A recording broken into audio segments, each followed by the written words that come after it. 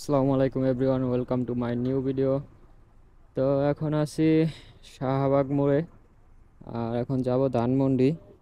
তো এখন 3টা 40 বাজে, দেখি শাহবাগ মোড় থেকে এই যে জ্যামের ভিতরে সায়েন্স ল্যাবের যে মোড় আছে, এই সায়েন্স ল্যাব পর্যন্ত যেতে কতক্ষণ সময় লাগে। তো এখন 3টা 40 বাজে, আর এখন আছি শাহবাগ মোচরে। আর আমার বাম পাশে হচ্ছে এই যে জাতীয় জাদুঘর। তো এখানে রাস্তায় যাই পরিমাণ জ্যাম, তেমনি রোদের তাপ, এই শরীর পুরো পুড়ে যাওয়ার অবস্থা।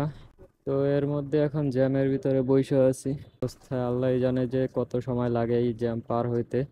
তো আল্লাহ ভরসা, 3টা 40 বাজতেছে, এখন দেখি সায়েন্স ল্যাব যেতে এখান থেকে কতক্ষণ সময় লাগে। আসলে হেলমেটে ক্যামেরা লাগানো দেখলে কিছু কিছু বাইকার বা পথচারী যারা আছে নানান রকমের প্রশ্ন করে। তার ভিতরে কমন প্রশ্ন থাকে, ভাই এটা কত টাকা দিয়ে নিছেন এই ক্যামেরা? এখান থেকে ভাই মাসে কত টাকা ইনকাম করেন, প্রতিদিন কত টাকা ইনকাম করেন? তারপরে কিছু কিছু প্রশ্ন থাকে যে ভাই এটা কি হেলমেটের সহ লাগানোই থাকে ক্যামেরা, না আলাদা কিনতে হয়? তো জ্যামের ভিতরে আসলে রাস্তার ভিতরে হেলমেটে ক্যামেরা লাগানো থাকলে দাঁড়ানো অবস্থায় এক এক নানানজন নানান রকম প্রশ্ন করে আসলে।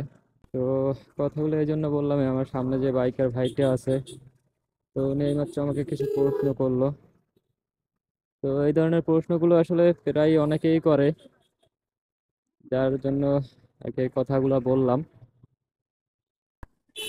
তো অবশেষে বাটা সিগন্যালে আসছি।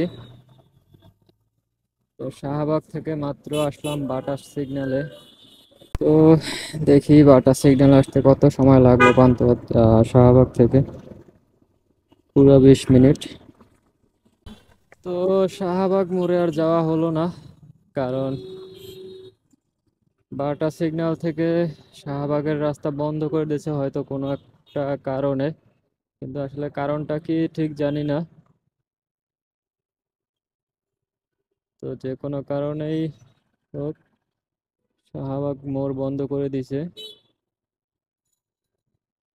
এখন আবার অন্য জায়গা থেকে ঘুরে যেতে হবে। তো এতক্ষণ জ্যামের ভিতরে ধাক্কাই ধাক্কাইয়া 20 মিনিট বসে আসলাম বাটা সিগন্যাল, আর এখন অন্য রোড থেকে যাওয়া লাগতেছে।